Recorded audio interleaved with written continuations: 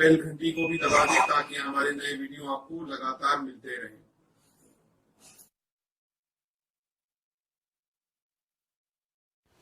नमस्कार दोस्तों, धर्म रहस्य चैनल पर आपका एक बार फिर से स्वागत है।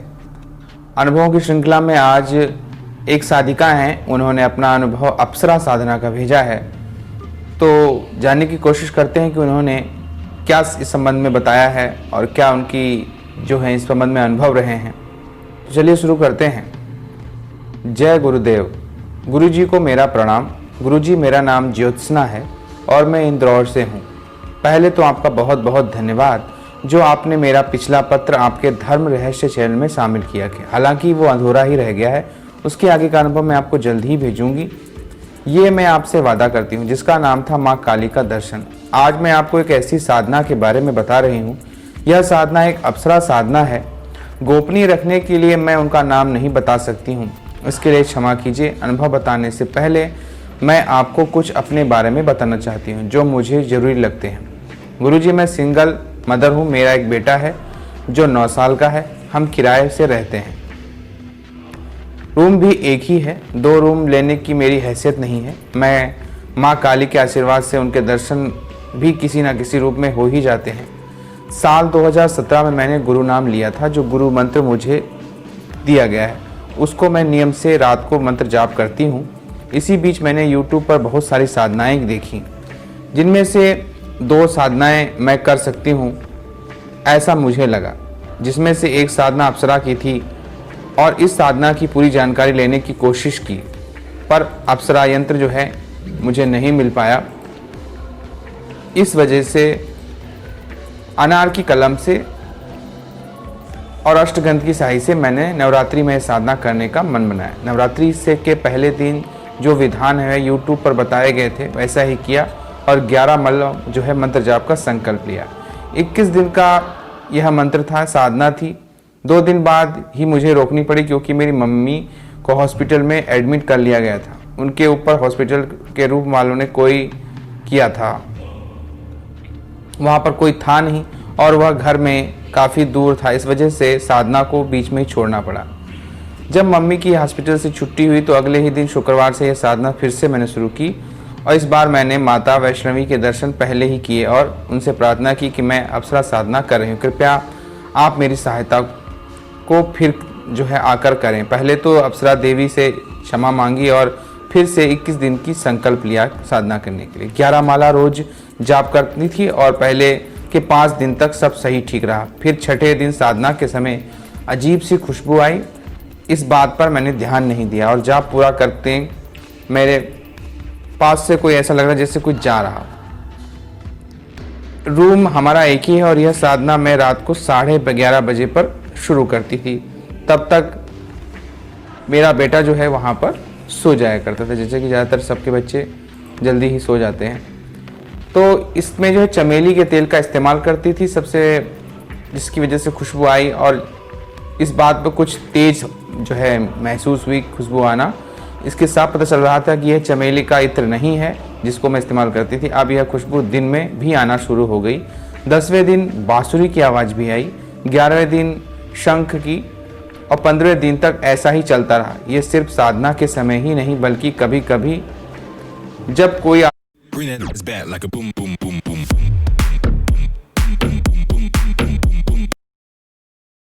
आसपास नहीं होता था तब भी आवाज़ें आने लगती थी। गुरुजी, बोलने में बड़ा अजीब लग रहा है पर बताना चाहती हूँ कि 16वें दिन अचानक मेरी माहवारी आ गई, जिसमें अभी काफ़ी समय बाकी था। अब यह साधना दोबारा मुझे रोकनी पड़ी, पर मैंने हिम्मत नहीं हारी और तीसरी बार फिर से यह साधना शुरू की। पर अब की बार 11 दिन का ही संकल्प लिया। यह साधना मैं पूरी श्रद्धा के साथ शुरू की। इस बार 3 दिन ही किसी जानवर के पास होने का एहसास हुआ, मानो कोई चूहा या छछूंदर मेरे आगे पीछे घूम रहा हो। कभी ऐसा लगता जैसे मेरा हाथ पर चल रहा हो तो कभी कंधे पर। यह सिलसिला 7वें दिन तक चलता रहा। 7वें दिन ऐसा लगा जैसे मेरे कानों के पास किसी ने आवाज़ दी हो। मैंने माँ काली को याद किया और 21 बार गुरु मंत्र का जाप भी किया। गुरुजी, मेरे घर एक चूहा नहीं है, पर साधना के समय यह क्या था पता नहीं। आंखें खोलकर देख भी नहीं सकती।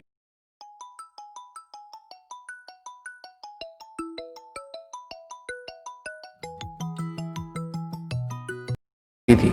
अब 8वें दिन साधना में बैठने को बड़ा डर लग रहा था, फिर भी माँ काली को याद किया और बैठ गई।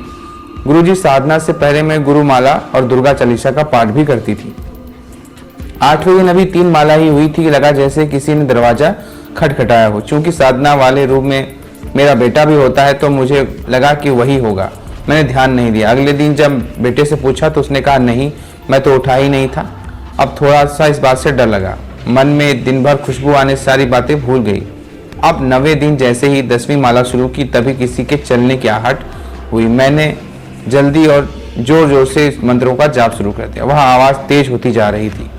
10वीं माला पूरी होते होते पैरों की आवाज़ इतनी तेज हो गई मानो भूकंप आ गया हो। पहली बार इतना डर लगा। मैंने माँ काली को याद किया और कहा, माँ, अगर मेरी परीक्षा है तो कोई बात नहीं, तुम पर पूरा भरोसा है, लेकिन ये कोई मुसीबत है, मतलब सच में भूकंप बात तो नहीं आ गया। साधना पूरी हो जाने और आगे आपकी मर्जी। इतना कहकर मैंने 11वीं माला भी पूरी की और बेटे के पास जाकर सो गई। उसके बाद सुबह मैंने सपने में देखा मेरे किसी परिचित को हवा या भूत लग गए हैं। वो परिचित कौन था मुझे पता नहीं। मैं उससे मिलने सपने के ही गई और वहां देखती हूँ कि चारों ओर सींग वाले आदमी दिखाई दे रहे हैं और उस परिचित के ऊपर भी एक सींग वाला आदमी दिखा जिसके बड़े बड़े नाखून और 2 बड़े बड़े दांत थे। उस परिचित ने मुझसे कुछ भी नहीं कहा। उसके बोलते ही मैं उस परिचित के सीने पर बैठ गई और जय गुरुदेव बोलने लगी। अब उसके आसपास से वह सींग वाले आदमी गायब होने लगे और वह ठीक होने लगा। जब वह अच्छा हुआ तो मैंने कहा, चल कुछ आगे करते हैं। इतने में वह मुझे बेटे ने जगा दिया। मेरे विचार से मेरे मन में ये कैसे आया मुझे पता नहीं। शायद मेरे बहम की वजह से या साधना भंग होने से मुझे इस बात से बचा लिया गया। इन 9 दिनों में मुझे ठीक से याद नहीं, पर किसी अप्सरा के सपने में किसी ने जिक्र भी किया था, पर क्या था वो याद नहीं आ रहा। अब 10वीं रात साधना के समय कुछ नहीं हुआ, ना कोई हलचल, ना ही कोई आवाजें आई और साधना आराम से हो गई। पर सपने में वही शमशान दिखा जहां मैं बचपन में जाती थी। मैंने देखा एक आदमी शमशान की दीवार जिसमें एक छेद भी था, वह उस छेद में से बंदरों को कुछ खाने के लिए दे रहा। तभी वहां इतने सारे बंदर आ गए मानो पूरी सेना हो। हम लोग डर गए और शमशान के पास एक कमरा था, उसमें जाकर छुप गए। बंदर अंदर ना आ जाए उस डर से जो दरवाजा भी हम लोगों ने बंद कर दिया, पर खिड़की बंद नहीं कर पाए क्योंकि एक शेर वहां बैठा था जो हमें घूर रहा था। तभी एक भैंस ने उस शेर को एक सींग मारी और उन्होंने आपस में लड़ाई शुरू हो गई। उस भैंस ने शेर की खाल खींच ली। हम लोग बहुत डरे हुए थे, पैर भी कांपने लगे। तभी उस भैंस ने शेर को अपने मुंह से पकड़ा और चारों दिशाओं में घुमाया और पिछले की ओर फेंक दिया।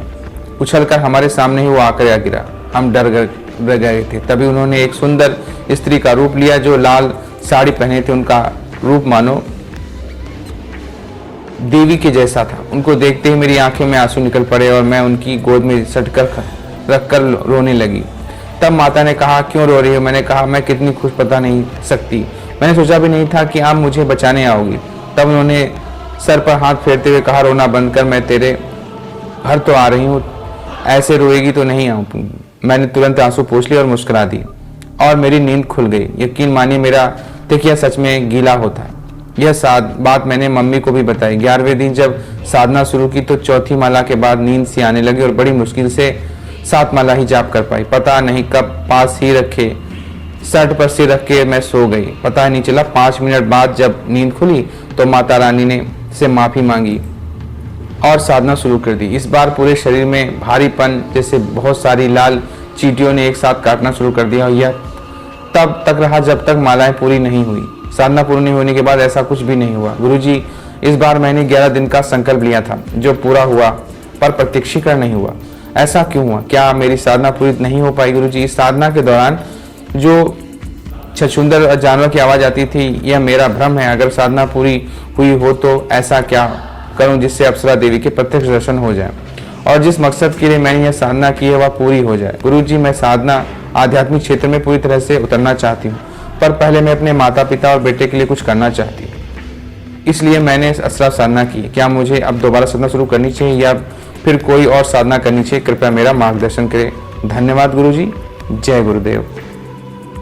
तो देखिए, मुझे जहाँ तक आपके पत्र, क्योंकि आप थोड़ा सा राइटिंग में कई जगह जो है सही नहीं समझ में आया मुझे, और थोड़ा एक भी प्रॉब्लम ये भी रही कि आपने जो है जो फोटो खींचे हैं बहुत क्लियर नहीं खींचे थे अपने लिखे हुए एक पत्र के, तो उस वजह से थोड़ा सा पढ़ने में भी समस्या आई। लेकिन जहाँ तक मैं समझ में आ रहा है, ये जो शेर और भैंसे की जो लड़ाई हुई है, ये यहाँ पर ही कुछ आपके साथ गलत हुआ है, या यूँ कहिए कि कुछ अजीब सा हो गया। असल में इनमें से एक तो माता है और एक वो शक्ति है जिसकी आप साधना कर रहे हो। इस वजह से आपस में दोनों की भिड़ंत हुई है, और क्यों हुई है ये आप ही समझ सकते हो। किस साधना में कहाँ पर आपसे क्या चूक हुई, किस वजह से ऐसा हुआ। ऐसा कभी कभी हो जाता है, क्योंकि हम जब बड़े देवी देवताओं की साधना करते हैं तो साथ में जब उनकी इस तरह की साधना अप्सरा वगैरह या उनकी शक्तियों को पुकारते हैं, तो उनकी शक्तियों से कभी कभी जो बड़े देवी देवताओं की शक्तियों की भिड़ंत हो जाती है, या यूं कहीं आपस में टकराव हो जाता है। तो इस टकराव की वजह से सिद्धि नहीं मिल पाती है और कहीं ना कहीं मामला बिगड़ जाता है। तो जिस क्षेत्र में हम आगे बढ़ रहे होते हैं वो ना जाकर के कहीं और ही दिशा और दशा की तरफ हम मुड़ जाते हैं।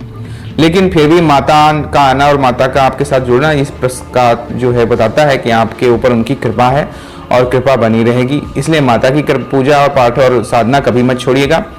रही बात अप्सराओं की साधनाओं की या इस तरह की यक्षिणियों की साधनाओं की, इस तरह की जो साधनाएं की जाती हैं, तो उनको अपने अधीन तो आपको इस तरह से करना है जिसके माध्यम से आपका मूल मंत्र जो हो या इष्ट मंत्र हो या गुरु मंत्र, उसके माध्यम से किया जाता है या करना भी चाहिए।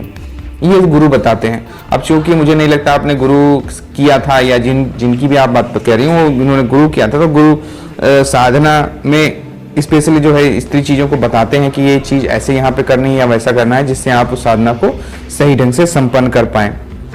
यही बस कमी है, इसकी वजह से आपको प्रत्यक्षीकरण नहीं हुआ है। तो मेरे हिसाब से अगर जिसने भी किसी ने अगर ऐसा कोई गुरु आपको मिले जिन्होंने अप्सरा साधना की हुई हो, तो वो अगर आपकी मदद करें तो निश्चित रूप से आपकी मदद हो सकती है। क्योंकि अप्सरा साधना में जो उसने प्रशिक्षण उनका करण उनका किया हुआ होगा, तो उसको आपसे काफ़ी सहायता कर सकता है। गुरु मंत्र आपकी रक्षा भी करेगा और गुरु मंत्र की सहायता से आप सिद्धि के नज़दीक भी पहुंच जाते हैं। लेकिन गुरु मंत्र सिद्धि नहीं दिलाता, सिद्धि के लिए आपको अलग से स्वयं प्रयास करना पड़ता है। गुरु मंत्र आपकी हर प्रकार से रक्षा करता है, आपकी सहायता करता है, आपको मंजिल तक पहुंचा के खड़ा कर देता है, लेकिन प्रयास करके आपको सिद्धि को स्वयं धारण करना होता है। तो इस बात का थोड़ा सा ध्यान रखिए, और साधना उपासना की जो नियमावली है उसको पूरी तरह से उसका पालन कीजिए। ऐसा गुरु ढूंढ लीजिए, अगर आपको अप्सरा करनी है या कोई विशेष यक्षिणी करनी है तो उस साधना को किया हुआ गुरु कीजिए। वो आपको बताएगा कि यहाँ पे कहाँ पर आपसे कमी रह गई थी, जिसकी वजह से साधना संपूर्ण नहीं हो पाई। तो ये थी इनकी अप्सरा साधना। अगर आपको पसंद आई हो तो लाइक करें, शेयर करें, सब्सक्राइब करें। आपका दिन मंगलमय हो। धन्यवाद।